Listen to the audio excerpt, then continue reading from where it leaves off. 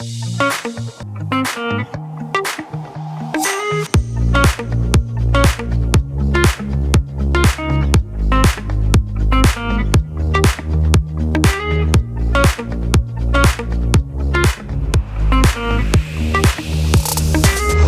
and welcome back. This is the Price to Sell podcast. I'm your host, Matthew Campoli. And today, we have another very, very special guest for all of you. We have Mr. Richard Silver in the building. Thank you for coming. Pleasure. Thanks for having me. You're very welcome. It's been a long time coming. You've actually been requested and, recommended. So, cool. Yeah. Good. I mean, you're Richard Silver, so. Yeah. I used to be, yes. I am. No, I am. So you are partner of Richard Silver, Silver Burtnick and Associates with Sotheby's, and Senior Vice President of Sotheby's International. Yeah. And don't let that take you any place. I have nothing to do with the management of the office. I'm just a realtor. I'm just out on the street selling every day. Yeah, but you got quite the background. Yeah. That's why we're going to bring that to the table for everyone today, because you got tons of value to share. Yeah. So it's very exciting. But if you want to get into a little bit about who you are, your time Sure. in the business, and I came from a background where I was involved in entertainment. I was a hoofer, if you know what that is, song and dance guy, and then I ended up with a small injury. Decided I would take the real estate course while I was waiting for healing. And my first month in real estate, I made what I'd made the year before as a performer. So I decided, hey, I'll be a patron of the arts rather than an artist. And that was 43 years ago. So I've been selling real estate in Toronto for 43 years. Thought I would be in the business for 10 years, and then I would be out with all my money and sitting on a beach somewhere. It's taken me 43 years to get to that point, though. yeah, yeah, which is interesting because I feel like a lot of people, especially now entering in, they're like, "Oh, I'll sell 1-2 homes a year. I can relax, part time." Yeah, you can't do it part time. Yeah. We know that. It's a full-time job, and the great thing about it is it's not a boring job at all, because every day is a different day. Yep. Every day it changes. Every day there's something new. The market changes. It's always in flux. Yeah. Somebody said to me the other day, they said, "Oh, Trevor's bringing in some new sort of system, and I don't really like change." And I go, "You are in the wrong business. You don't like change. You're in the wrong business." Yeah. Yeah, it's so true, because every day is different, and I like, even 43 years in, I'm sure.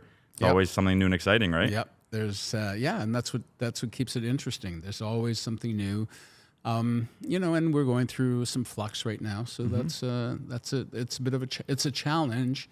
People get depressed or concerned or anything, and I just take it on as a challenge. I think the last couple of times we've had a downturn in the marketplace, I mean, I did very, very well just because I stopped.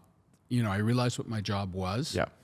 Not everybody was going to like me because I was going to tell them their house was overpriced. And right now we've got sellers who are living in the past and buyers who are living in the future. So pulling them together is a little bit more stressful, but you have to be up to date with all the information, and you have to be the bad guy sometimes. Yep, I agree. And it's saying no is super powerful right now, right? Yeah.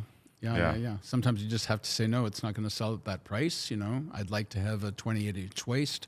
I'm not going to get a 28-inch waist. You're not going to get that price. Yeah. That's the reality. Yeah.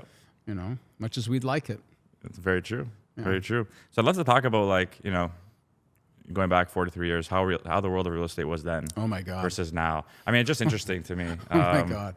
Yeah, you can imagine no cell phones. Yeah, no, I can't imagine. Can you imagine running around with quarters in your pocket so you could go to a payphone, make a call, and maybe, I think we did at the time, we had pagers. We did have pagers. So you'd get a message from the office, you'd get paged from the office, you'd have to find a payphone, you'd have to put in the 25 cents and deal with it. And sometimes on a rotary phone. You know what a rotary phone is? Those, yeah. And so, but also sometimes we had, Selectric typewriters. We didn't have word processors. We didn't have any of that. We had carbon copies. So we'd have to do, 6 copies of an agreement of purchase and sale. You had to make sure that every single party had a copy. There was no real photocopies. There wasn't faxes at the time. We brought in faxes. And then probably about the year 2000, I went to an Inman, and I was very involved in this funny little thing they called DocuSign. Interesting. So I was a tester of DocuSign and trying to get that into the hands of realtors, and then the next step was getting them, getting the lawyers. And that's the best thing about COVID is all of a sudden the lawyers started dealing with DocuSign. Yeah. Because until then they didn't really want to deal with it. So DocuSign's been around for over 20 years. Yeah. Interesting. Yeah. Was it initially welcomed? You know what? It was the fight was, and it was so strange. It was okay to send a fax. Okay, so the fax got to a hotel. It got handled by 5 people. It got to the person's room. The person made the changes. It went back to another fax machine. And what they couldn't understand is that the security was much less than if it was directly to my email and me directly back. Yeah. Because I guess they felt they could trace it. But when you do the history on a DocuSign document, it's way better. It's way more secure than a fax machine. But it's one of those things that there was a time, and I just have been dealing with a couple of deals myself in the past couple of years. I didn't go to the lawyer's office, but there was a time if you wanted a closing, you had to go to the lawyer's office. Yeah. Just the way in the States, you do it at the title company, and everybody attends. Mm-hmm. Now, you talk to your lawyer and he presses a button and the deal's done. Yeah. Yeah, I just recently bought in Florida. Yeah. And I had to drive to Buffalo to sign Oh, title yeah. papers. Yeah. Yeah. In my head, I'm like, can I just DocuSign them, but Yeah. I have to go meet him at a Tim Hortons.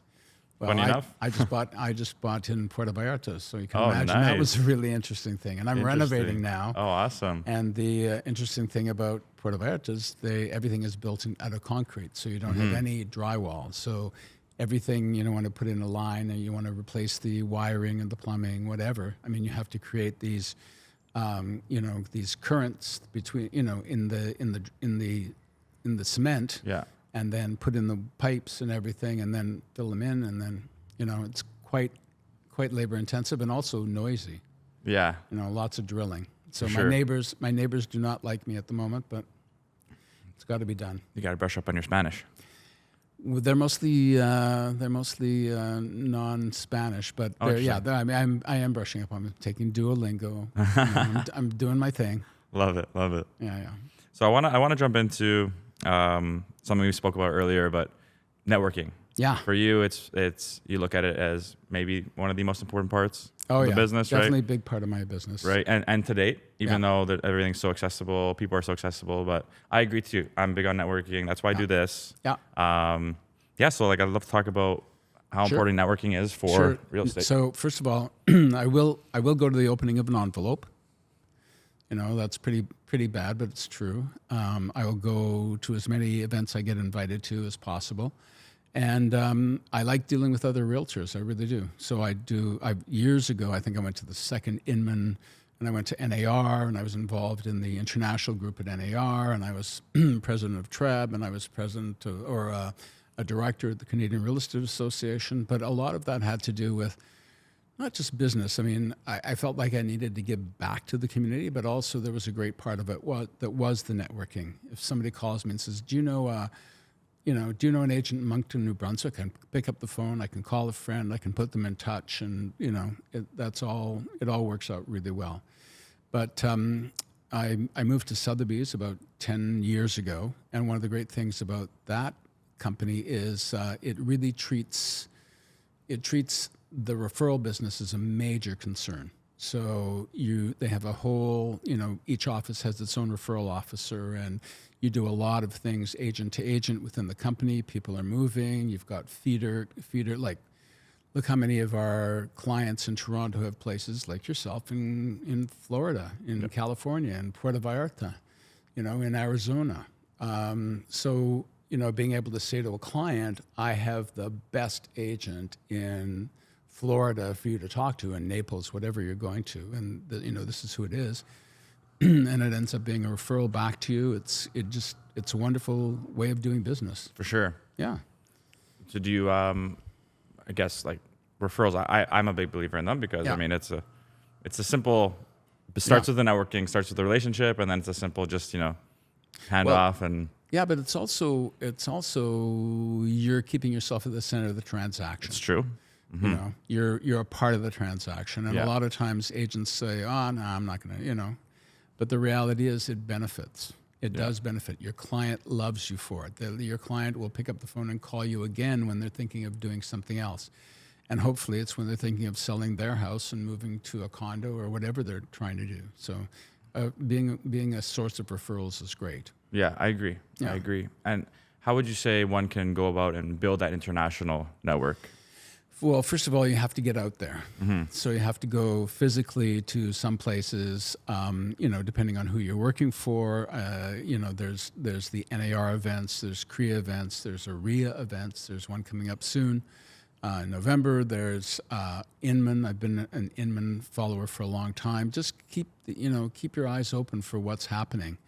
In the next little while, the end of August, I'm going to Montreal. The middle of September, I'm going to Austin, Texas. The end of September, I'm going to an event in Puerto Vallarta. I'll actually get to be there and stay in my own apartment Right, for how a cool is couple of that? days. Yeah, Yeah. that'll be good. So, yeah, so that's the way it is. I just find that being there, being in front of people, and being in front of other agents, and sharing with other agents. I mean, sharing your thoughts and your goals and whatever new technologies you've picked up. I think, you know, it benefits everybody, and it benefits you in the end. Yeah, 100%. And a big misconception out there is that agents don't want to help other agents. Yeah. Right? Yeah. Well, some don't. It's true. Some don't. Some I feel are like the ones that do really really guarded. well Yeah.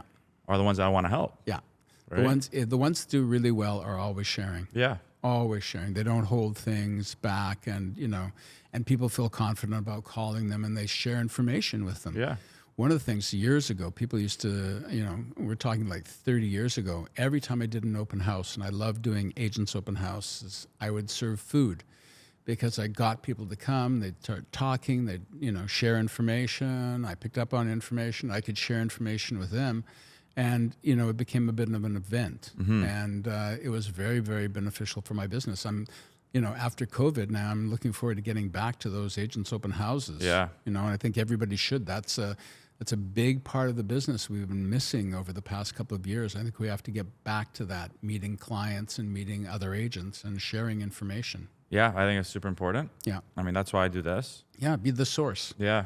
Be the source. I mean, you get a lot of brownie points with your clients and a lot of brownie points with other agents if you are the source of information or a source of, I always like to say source of the source, but not the source. Yeah. In other words, I can give you the name of 3 good lawyers, but I'm not going to give you legal advice on that topic. So Exactly. I think, point people in the Safe. right direction. Yeah, it's safe. Value, and- but safe. yeah, it's very valuable. Very valuable to the clients. Be that person. So beyond the reach of international agents, Yeah. what is a good way maybe connecting with international buyers, maybe people that want to buy in Toronto, right? Different networks out there. Yeah. There are, you have to look around as to where you're going to advertise or as to where you're going to be involved. It's interesting. Toronto is such a complex market. It's such a diverse market. And also, even as a TREB member for many, many years, I realized that within TREB, there's all these separate groups. There's some Asian groups, there's some Persian groups, there's some, so go to their meetings, find out what they're up to, ask if you can sit in or go to some of their events or fundraisers or stuff. And you'll meet other agents who are, doing the same kind of thing. And they want to find out information from you and they want to give you information. So I think those are great opportunities. Get out and there are a number of groups. Yeah. And depending on which brokerage you work for, there's a lot of subgroups. Like I'm part of a subgroup within Sotheby's, where there's one of us in every major city, and our responsibility is if an agent calls me from another city and wants me to find them or wants to refer somebody to me, I just make sure that if I'm not the right person, I will find them the right person, whether there's any financial involvement or not. And that's my responsibility. And there's a number of groups like that, whether it's tied to one brand, or I'm also involved in another group called Realm Global, which is totally agent, company agnostic. We're from 150 different companies in Canada, the United States, and Europe. And basically we share information. We have 1 hour masterminds every week. We talk about haves and needs, and we talk about, different people are going to show us different ways of marketing things, and we have events. And it's been, I've got a lot of referrals from that, and also a lot of personal, I've become friends with a lot of people I would never have been friends with, and a couple of projects have come up that I might get involved with, and it's all very, very helpful to your career. Yeah, I agree, and that's why shout out to Virginia and the whole Buzz conference too. Or that was my first taste of really networking with other agents. Yeah, and we did on Zoom. I met you on Zoom the first time, and I was just so cool, and just that. It was during COVID. That's when I kind of that light bulb went off. Wow, the community is so great. Yeah, it's really. COVID really forced us into a lot of Zoom networking, but a lot of networking. But that's the kind of stuff I've been doing for years, and I love it. As a matter of fact, I think I took Virginia will tell you, I took her to her first Inman.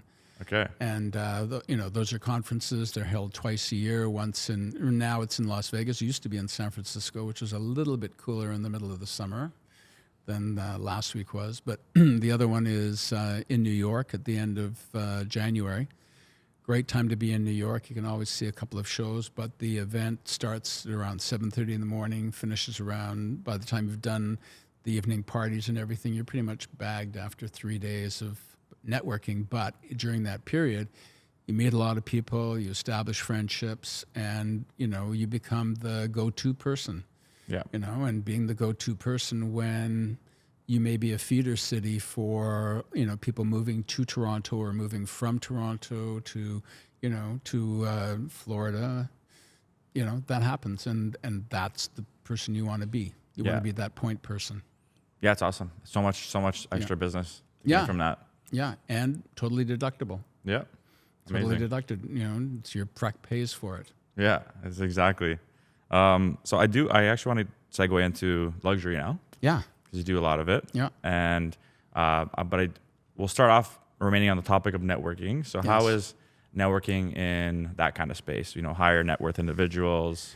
Yeah, well, that's the Realm Global part is, that's a really interesting group. And if anybody's interested, just text me, email me, whatever, and I'll tell them about it. That works on a database. It's all behind a database that is called WealthX. So basically, it is a system that is a compilation of information about high net worth individuals. So all the agents who are sharing that database are also agents that deal with high net worth individuals. So I can post a listing there. I can post, a buy or a have or a want there. We have weekly masterminds. We have a back end of a wonderful website. It's pretty incredible what you can find out about high net worth people, because there is, people who are constantly tracking what they buy, they sell, what their thoughts are as far as gifting is concerned, or as far as donations, or as far as, collector's items. Some collect cars, some collect watches, some collect paintings, some, and knowing that, you can put yourself in the right spot. For instance, one of the first things I did on joining Sotheby's is I went to the Sotheby's auction in China. I went to Hong Kong. And then I thought, okay, well, I'll go to the Sotheby's office in Beijing, Shanghai, etc. So I've been to the Sotheby's office in India, both in Mumbai and Delhi, and then I've been to Abu Dhabi and to the United Emirates, London. Went and met the people there, saw projects, and that's, also just what people think is, well, it's great for your buyers, and we've had some buyers from there, but what's really great is when you can go back and sit with your sellers and say, what makes me different from other agents is this availability of, being able to bring in people from different countries, feeder countries that, would be, where people are constantly moving. I mean, right now, there are about 300,000 people living in Hong Kong who have Canadian passports. They came here back in the 60s and the 70s. They went back when there was a bit of a calmness around, the takeover or the retaking over of Hong Kong and making it part of mainland. But now, if they're nervous, it's very easy for them to come back to Canada. They have passports. Yeah. And there's 300,000 of them, and most of them want to come to a center like Toronto or Vancouver, where they have, they have people that they would know, they would friends, they have family, and that's a great opportunity. So it's important to be there. Yeah. Even just having that insight, Yeah. it's really cool. Yeah. Really cool. Yeah. It's amazing. Once you decide on the way you're going to go, it's amazing. Your mind just opens up to a lot more things. For sure. You start listening to a lot more things, especially, we are an international city. I mean, look at around us. I mean, look at all the languages you hear. Look at all the people you meet, all the different colors and histories, and it's pretty amazing city to live in. Yeah. And it's not as if we all of a sudden want to be, a Canadian with, no sort of, the background of that we all come from. It's fascinating. Yeah. Yeah. And there's so much to learn too. Oh yeah. That's what I love about the business too. Yeah, there's a really interesting book that's called Kiss, Bow, or Shake Hands. I don't know if you've ever seen it, but No. it's basically a book that goes through the world, and it goes country by country, and it teaches you the mores, the things that you have to watch out for when do you shake a person's hand? Do you how do you present a card? Interesting. Whether you need to kiss the person, how many times you need to kiss the person. There's all sorts of different things, and how not to insult people. So for all the different cultures, right? Yeah, for all the different cultures. I've found myself in that predicament so many times. I know. Where I just don't know what to do, especially with like the wife, for example. Exactly. Right? Oh my God. And there's know. been a time where I went to shake the wife's hands and she just shook her head at me. No, I know. You don't even offer it. Yeah. That's something I need to do. Yeah, well, that's what's really interesting. There's also NAR has a course called the CIPS, Certified International Property Specialist. Mm-hmm. And I was very involved in getting that course up here in Canada. And you can take it through TRAB or through any of the boards across Canada and in the States, obviously. But it's a very interesting course. It's a 5-day course, and every day you're on a different continent. And every day you talk about the different mores and how to go about, presenting a card, whether, in an Arab country, whether you can get if there's anything called a mortgage. And it's very, very interesting how things sometimes are tied to religion, but they're also tied to culture. Yes. And you want to be very careful how you present things. I mean, my very first big faux pas was commenting on a man's wife when it wasn't his wife. Yes. I just thought, I said, "Oh, your wife is very beautiful." And he said, "That's not my wife. That's my girlfriend." Yeah. I had no idea. So I just thought, okay, I'm going to keep my mouth shut. Yeah. Less is more sometimes. Yeah, less is more. Yeah. Less is more or something. Yeah. Could you share some examples of like maybe a particular culture background and where the greeting would be different? Oh yeah, definitely. Well, first of all, with somebody who's Asian. Okay. You'd take the card. It's very important where the card comes from. What do you mean by card? In other words, if you were presenting a business card. Business card, okay. And you hold it with both hands and you present it to the person looking down, almost like a bow of the head. Okay. And you present it with two hands to that person. And if they give you their card, where do you put it? Do you put it in your breast pocket? Do you put it in the pocket of your pants?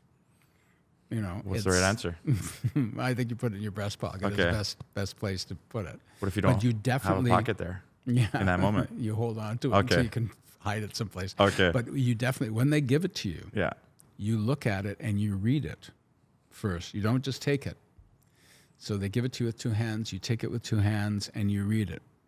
Okay. And it's very important what it says, whether they're a senior vice president or there's all sorts of things that, even though I'm senior vice president at Sotheby's, I don't really like the title because it assumes that I am involved in the management, and so I'm not. I usually go by senior global real estate advisor, and I'm much more comfortable with. It's a course that I took, and it's about global realty, but it's also one of those things where it's much more who I am rather than. I'm happy to advise you globally. I'm happy to advise you on certain things to do with real estate. But the minute they see senior vice president, they think that I have some sort of, here's a product I want you to buy for the company. And I'm going, and it's not really what I do.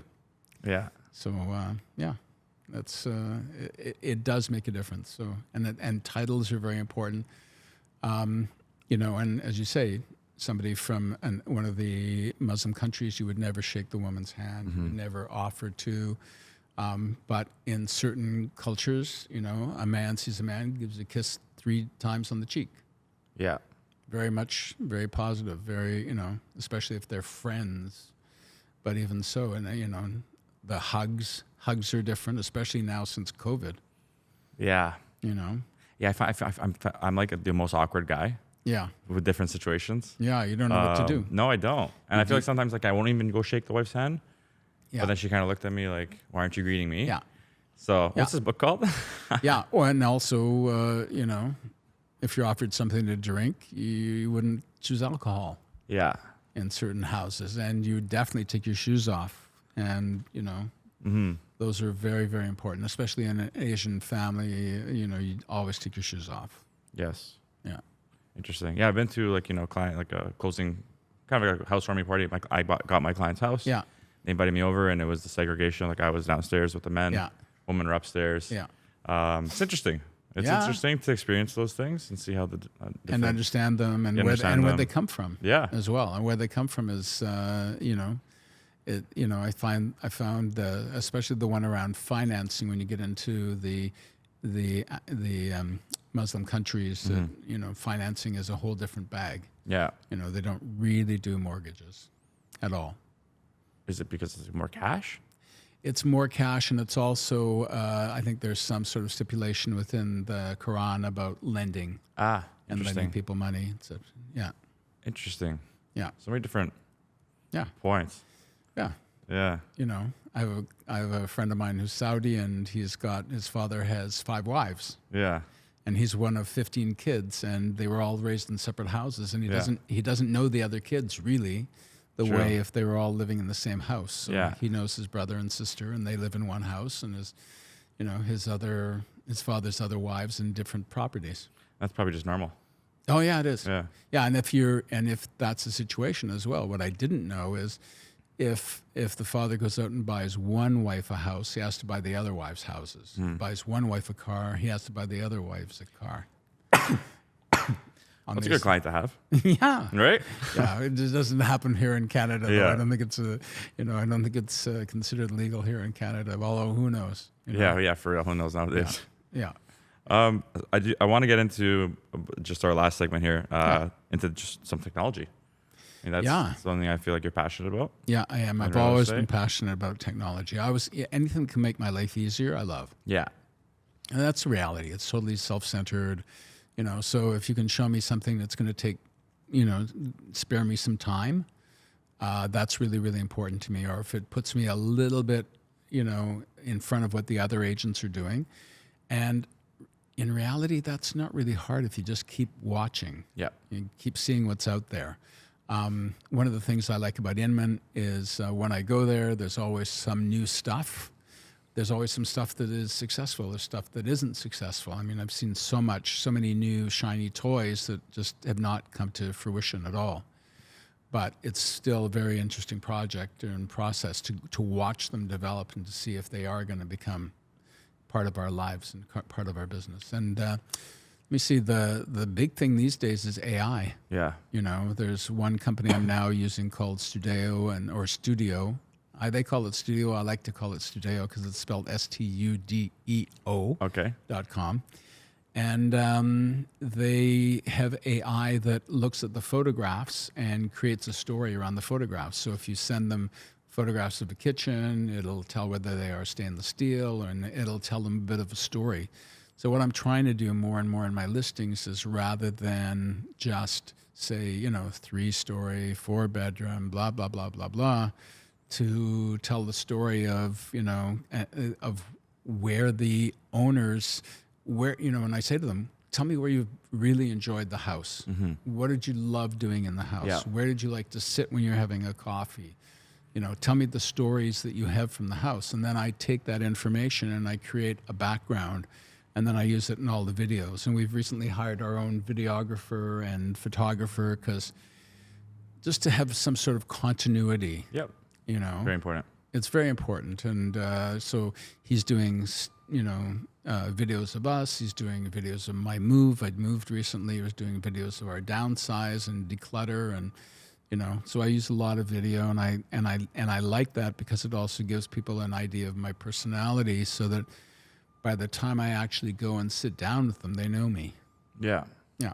Yeah, and that's the power of like the socials and Yeah, and social everything. media, and also yeah. A lot of times, I mean, I must admit, a lot of times we see too much on social media of things that are not going to be pertinent. Mm-hmm. And it's not just a new listing or a new sale. I mean, it's things that are sort of silly.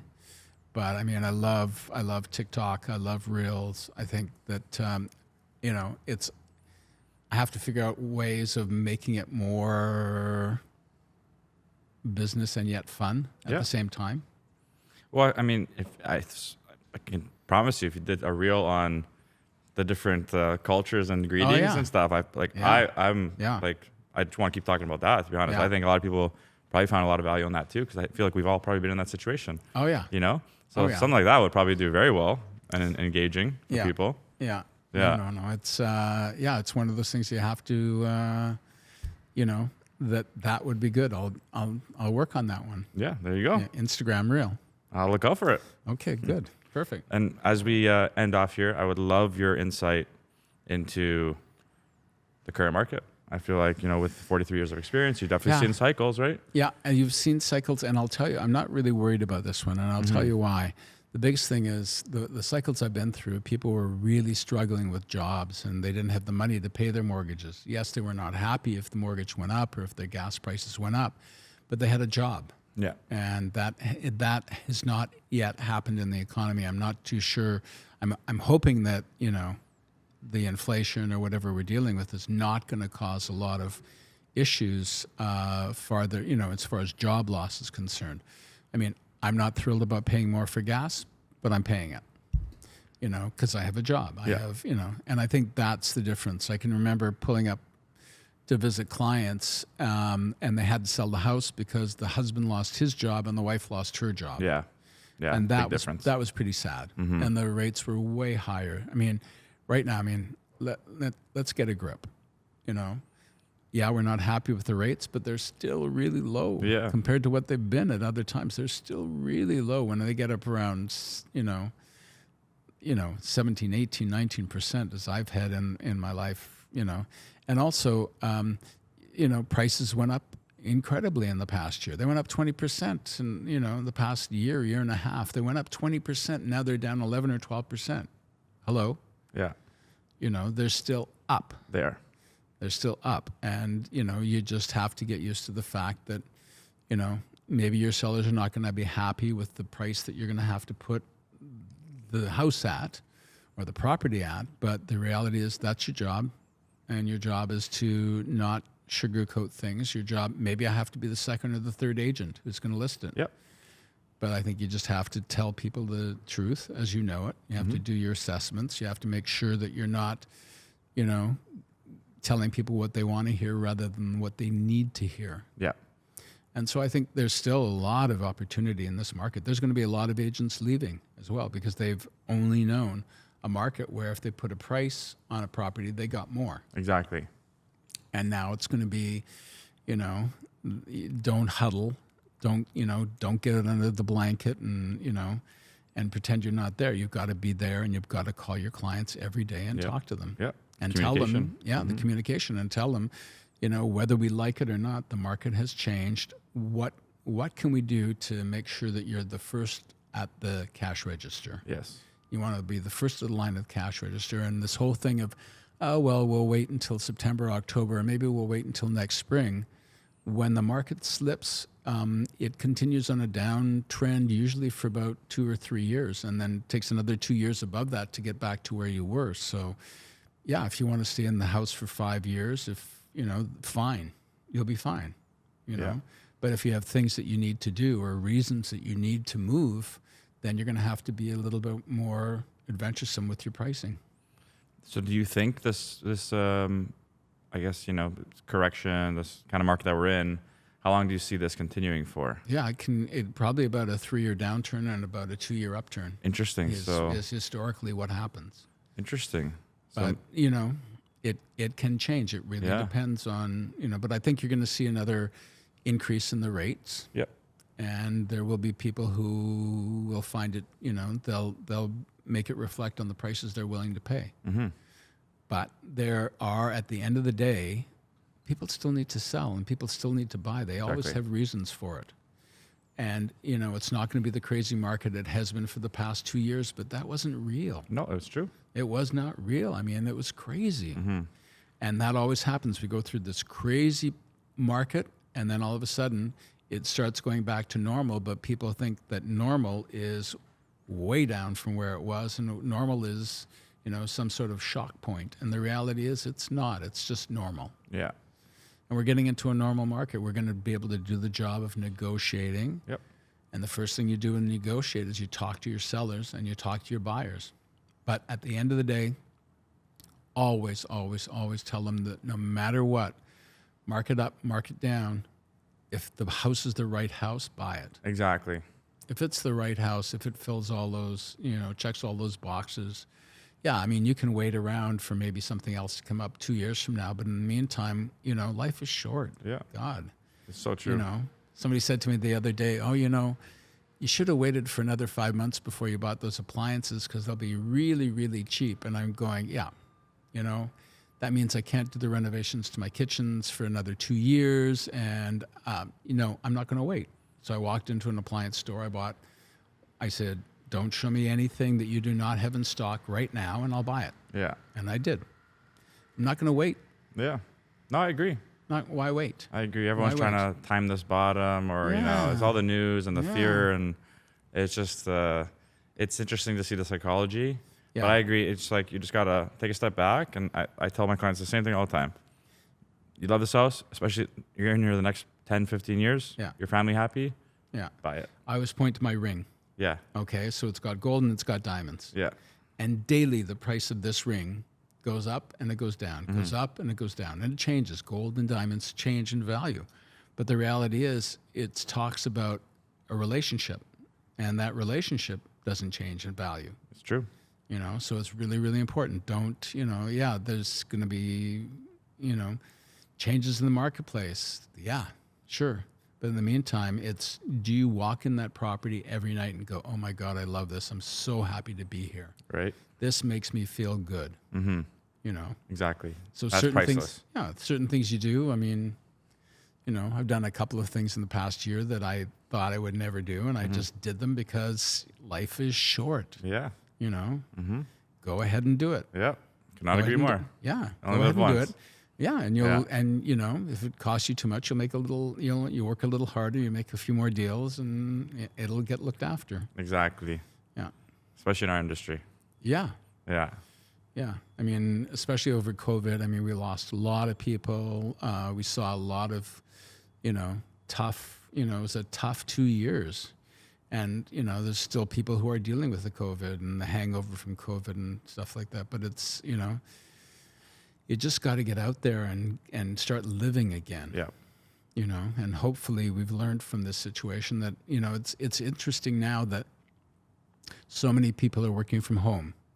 People used to call me and say, I need a 3-bedroom house. And now they're going, I need a 2-bedroom house with 2 offices. Mm-hmm. Home offices. Home office is more important. The house is more important.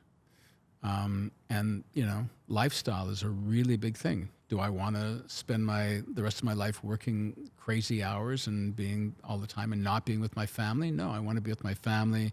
I want to take my kids traveling. I want to take them out to the country. And the lifestyle thing has become much more important. And that's great. I agree. Especially in this city. Mm-hmm. The city is, somebody, when I'm in China, they ask me, well, what's the difference between Toronto and Vancouver? And I say, well, Toronto's where you make your money and Vancouver's where you spend your money. Yes. Interesting. Yeah, because, Vancouver, I love Vancouver. I have lots of family out there. I can go out to Vancouver. I can be skiing. I can be boating. I can be fishing. I can be everything very quickly. Yeah. Toronto is really a center of business, and you live in Toronto and you become a bit of a workaholic.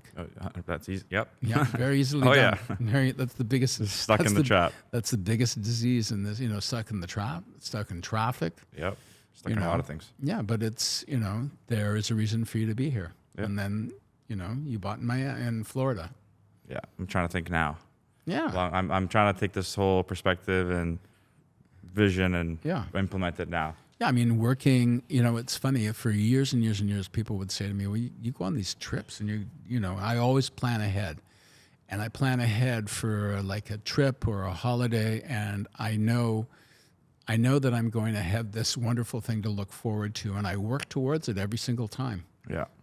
So if I'm going to be away at Christmas time, or if I'm going to be, go to Africa, if I'm going to go to China, if I'm going to go to India, it's important for me to work towards it. Agreed. Also, all of us, here's another thing as far as networking is concerned, we travel all over the place. I mean, yes, go enjoy your travel, but stop in a couple of real estate agent offices and meet the agents who are there. Yeah. Especially if you're with the brand that has international offices. For sure. Go say hi, get to know them, get their cards, talk to them. Yeah. Always keep that in mind. I like it. Yeah. I like it.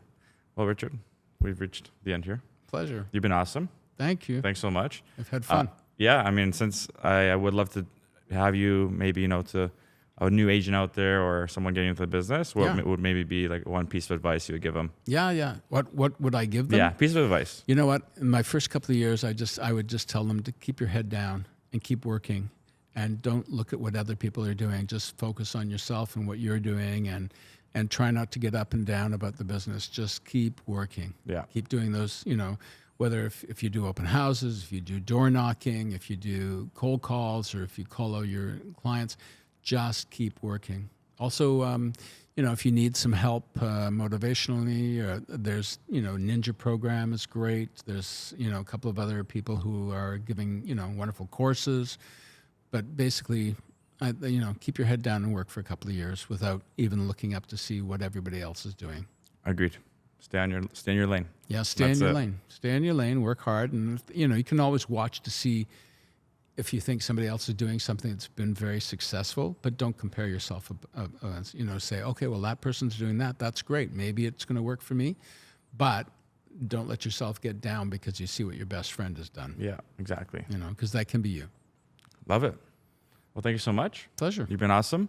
Thank you. And we're going to post, we'll post like the Instagram account, all that stuff, sure. where people can connect with you, Yeah. especially if they have questions with the networking and stuff. So I'm sure people might start reaching out. So thank you for coming. Pleasure. And to everyone out there, thank you as always for tuning in. This is the Price to Sell podcast. Please do not forget to like, subscribe, and share with all your friends, family, and even your enemies. Even your enemies. Share with them too. It's a good one. And we'll see you on the next one. Peace.